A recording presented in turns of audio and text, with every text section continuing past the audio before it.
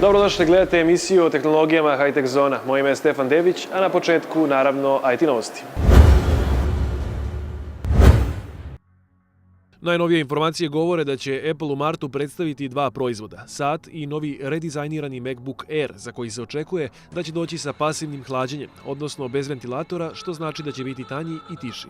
A početnu stranicu sajta Pirate Bay ponovo oslikava ptica Fenix, nagoveštavajući ponovno rađanje ovog skoro ugašenog najpoznatijeg svetskog sajta za torrente, a brojčanik na sajtu pokazuje da će to biti 1. februar.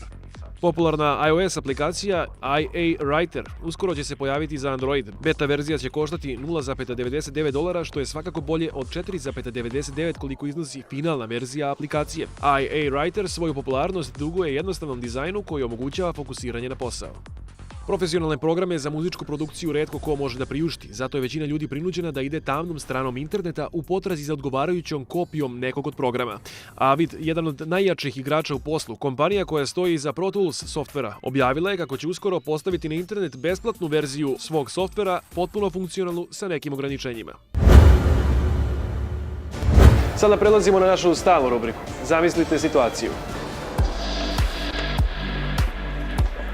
Zamislite situaciju, nalazite se u autobusu, u saobraćaju, gužva je. Želite da pogledate nešto na vašem mobilnom telefonu, ali mala je dijagonala, a vaš PC ne možete da unesete. Šta vam treba? Treba vam tablet. Kakve tablete imate? Prvi model koji bih vam pokazao jeste Asusov Nemo 5 koji ima IPS ekran HD rezolucije, Intelov procesor, prvi koji je izašao 64-bitni quad-core procesor. Trenutno radi na Androidu 4.4 KitKat. Kada bude došao Lollipop, on će da iskoristi svoju 64-bitnu mogućnost, tačnije postaće bolji vremen. Ima Miracast u sebi, znači možete ga povezati na televizor i gledate sve što imate na njemu preko televizora. Dolazi u nekoliko različitih boja, ima giga RAM, memorije i trenutno, kažem vam, jedan od boljih modela. Sljedeći koji mogu da ponudim jeste Galaxy Tab 3 od 8 inča, dual core procesor sa 1,5 GB RAM memorije. Ima multi-window opciju, znači možete da pregledate nekoliko prozora u isto vreme.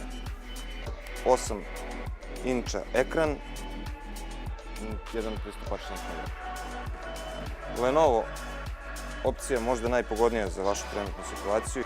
Dakle, nalazite se u autobusu koji nema Wi-Fi. Možete da se povežete preko 3G tačne SIM kartice koja se koristi isključivo za internet. Centar za promociju nauke otvorio je konkurs za umetnike gdje će oni moći da predstave svoje radove u audio-vizualnoj formi. Dva prvonagrađena rada dobit će jednomesečni smeštaj i mentorsku podršku od naučnika iz Južnoevropske observatorije u Južnoj Americi, koja je jedna od najznačajnijih astronomskih centara na svetu.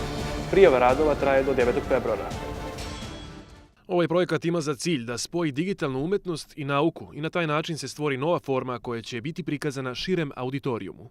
Ne postoje tačne granice ni šta je danas umetnost, a šta je nauka, jer vi vidite da je tehnologija koja je čisto naučna disciplina nekada bila, sad je umetnost počela da je koristi kao sredstvo izražavanja, tako da je tu negde u stvari i odgovor na ovo pitanje. Muzika, koreografija,